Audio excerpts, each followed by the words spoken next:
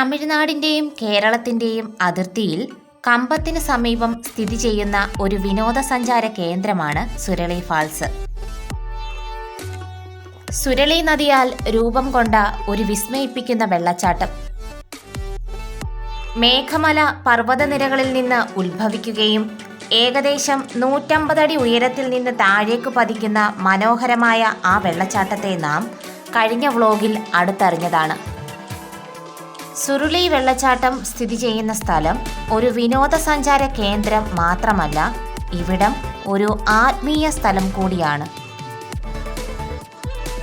രോഗശാന്തിയേകുന്ന ഔഷധഗുണമുള്ള സുരളി വാട്ടർഫോൾസും കണ്ടു നാം മടങ്ങവേ സമീപത്തായി ദക്ഷിണേന്ത്യയിൽ അറിയപ്പെടുന്ന സുബ്രഹ്മണ്യ പ്രതിഷ്ഠയുള്ള സുരുളി വേലപ്പർ ക്ഷേത്രവും സന്ദർശിച്ചു.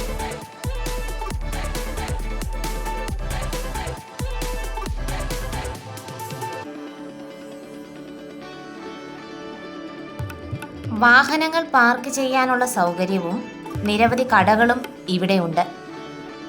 സുരുളി വെള്ളച്ചാട്ടത്തിൻ്റെ മറ്റൊരു നാഴികക്കല്ലായി മാറുന്ന പ്രശസ്തമായ സ്ഥലമാണ് കോടിലിംഗ ക്ഷേത്രം. നമ്മളുടെ അടുത്ത ഡെസ്റ്റിനേഷൻ കോടിലിംഗ ക്ഷേത്രമാണ്. പ്രസിദ്ധമായ സുരളി വെള്ളച്ചാട്ടത്തിനും സുരുളി വേലപ്പർ ക്ഷേത്രത്തിനും സമീപമാണ് ഈ ക്ഷേത്രം സ്ഥിതി ചെയ്യുന്നത്. മുന്തിരിപ്പാടങ്ങൾക്കിടയിലൂടെ നാം കോടിലിംഗ ക്ഷേത്രം ലക്ഷ്യമാക്കിക്കൊണ്ട് പോവുകയാണ്.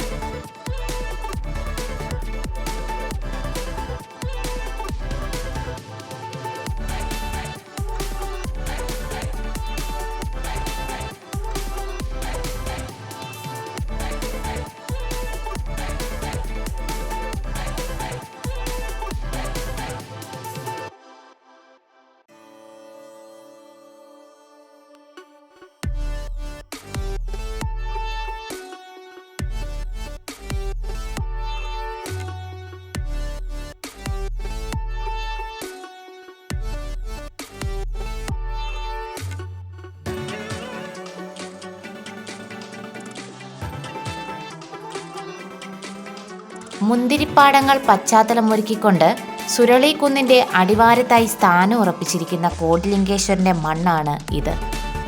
തേനി ജില്ലയിലെ കമ്പത്തിനടുത്തുള്ള സുരളി വെള്ളച്ചാട്ടത്തിനടുത്താണ് കോടിലിംഗ ക്ഷേത്രം സ്ഥിതി ചെയ്യുന്നത്. ഈ ക്ഷേത്രത്തിൻ്റെ പ്രധാന പ്രത്യേകതകൾ നമുക്ക് അടുത്ത വ്ലോഗിൽ കാണാം.